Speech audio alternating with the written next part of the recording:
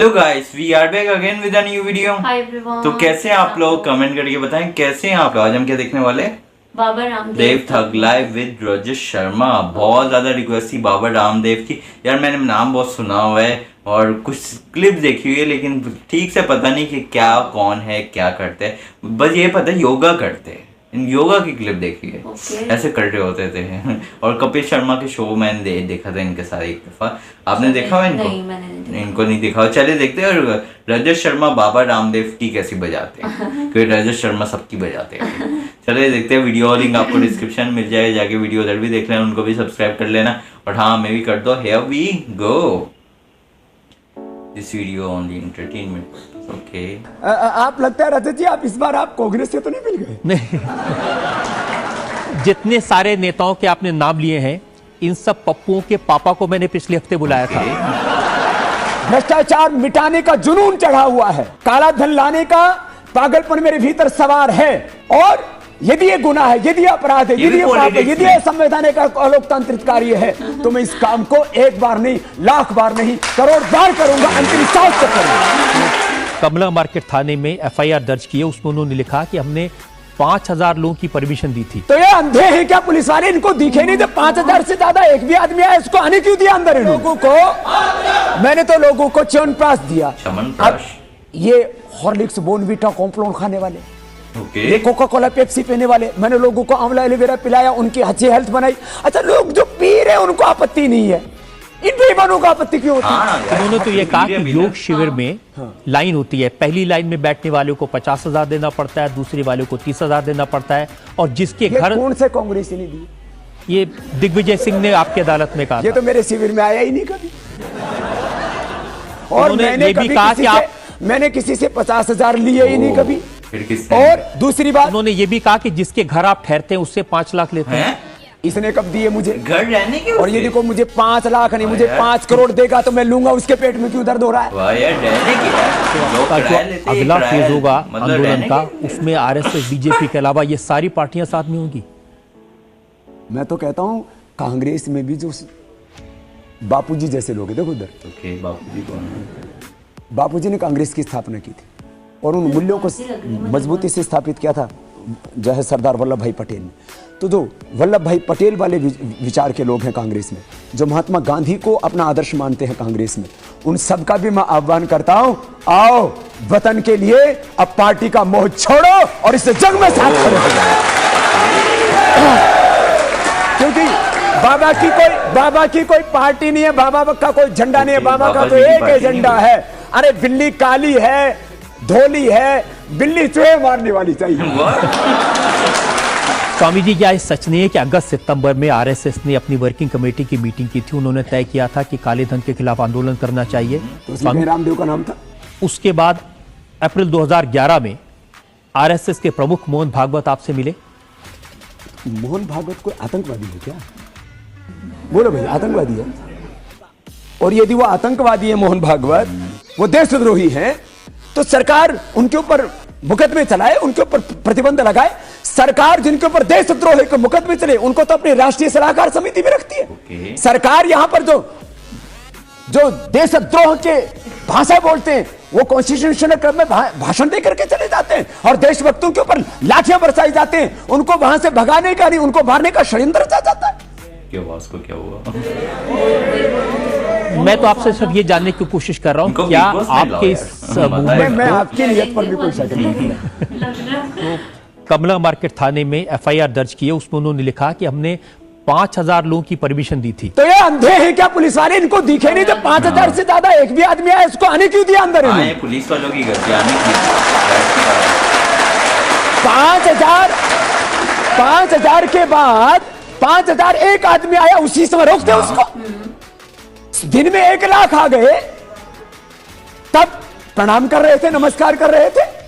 जब इनको पता लगा कि कल 3 लाख आने वाले, परसों 5 लाख आने वाले हैं, और जब वो आएंगे तब ये जाएंगे। जो आंवला एलोवेरा पी रहे हैं, जो मुक्तावटी मधुनाशिनी खा रहे हैं, जो मोती पिष्टी खा रहे हैं, हीरे की भस्म खा रहे हैं, उनको आपत्ति नहीं है। जो मुझे दान दे रहे, वो मुझसे हिसाब नहीं मांगते, ये बेईमान हिसाब मांगते हैं मुझसे। हमने अपने हिसाब दे भी दिया, ये अपना हिसाब देना अपना अपना। और मैं तो कहते हैं बाबा रामदेव के पास काला धन है। अच्छा, बाहर से काला धन लाते नहीं, इनको बाबा रामदेव में काला धन नजर आता है। आपके पास की जो संपत्ति है इसमें कोई काला धन नहीं है। मेरे पास करोड़ से लेकर के 1000 करोड़ तक, यदि मेरे पास जो भी काला धन पाया जाए, सरकार की सारी ऐसी एजेंसियों को लगाया जाए, यदि इनसे इंक्वायरी नहीं होती तो इनको जहां से प्यार है वो अमेरिका और ब्रिटेन और दूसरी जगह की भी एजेंसियां बुला ली जाए, और मेरे पास जितना भी काला धन है मैं उसको राष्ट्रीय संपत्ति घोषित करने के लिए तैयार।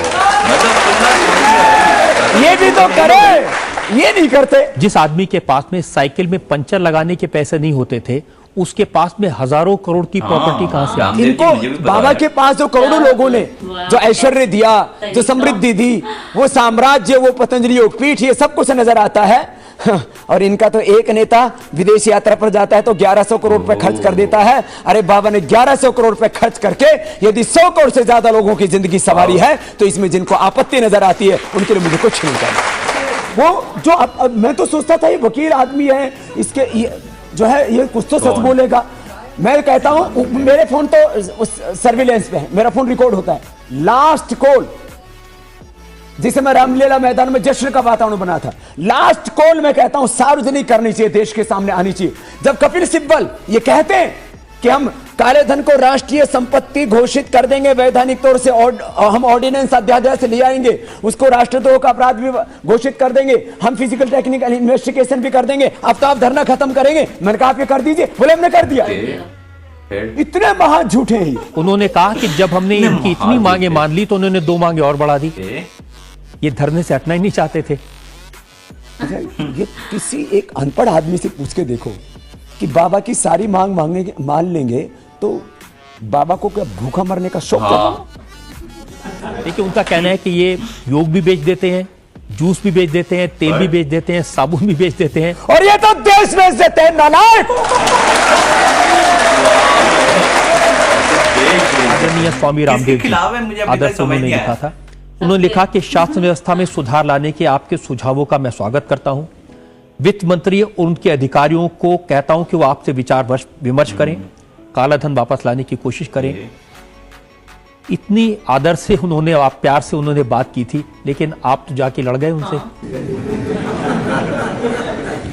रजत जी, पहले तो मैं आपकी बहुत इज्जत करता हूं क्योंकि आपने पत्रकारिता को एक शिखर आरोहण दिया है, लेकिन इस बार आपकी अदालत में आप मेरे साथ न्याय नहीं कर रहे। एक निर्दोष सन्यासी को तो यहां ला करके बैठा दिया, और वो गुनहगार, वो अपराधी जिन्होंने देश को लूटा है, वो लोग, उनको भी आप आज मेरे सामने कटघरे में बैठाते तो मुझे खुशी होती कि यहां सुबोध कांत को बुलाते, कपिल सिब्बल को बुलाते, आप यहां पवन बंसल जी को बुलाते, यहां बुलाते प्रणब मुखर्जी साहब को, तब आपको पता लगता कि कटघरे में स्वामी रामदेव को बैठना चाहिए कि उन गुनहगार लोगों को जिन्होंने देश लूटा है, पहले भ्रष्टाचार किया, बाद में अत्याचार किया और जुल्म इतना ढाया, कहर ऐसा बरपाया, संविधान की, लोकतंत्र की, सबकी हत्या कर डाली, और उसके बाद भी गुनहगार अपराधी रामदेव को बताते